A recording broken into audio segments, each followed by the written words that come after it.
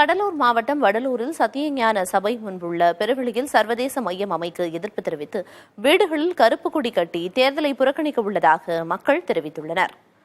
100 கோடி ரூபாய் மதிப்பீட்டில் வள்ளலார் சத்தியஞான சபையில் சர்வதேச மையம் அமைப்பதற்கான கட்டுமான பணிகள் நடைபெற்று வருகின்றன. சத்தியஞான சபைக்கு நிலம் வழங்கிய பார்வதிபுரம் கிராம மக்கள் இத்திட்டத்திற்கு எதிர்ப்பு தெரிவித்து தொடர்ந்து போராட்டத்தில் ஈடுபட்டு வருகின்றனர். இதையடுத்து வள்ளலார் சத்தியஞான சபை முன்பு 200க்கும் மேற்பட்ட காவல்துறையினர் குவிக்கப்பட்டு பாதுகாப்பு பணிகளில் ஈடுபட்டு வருகின்றனர். இந்நிலையில் கட்டுமான பணியை கைவிட வேண்டும் என வலியுறுத்தி பார்வதிபுரம் கிராமத்தில் உள்ள வீடுகளில் கருப்பு கொடி ஏற்றி அப்பகுதி மக்கள் போராட்டத்தில் ஈடுபட்டுள்ளனர்.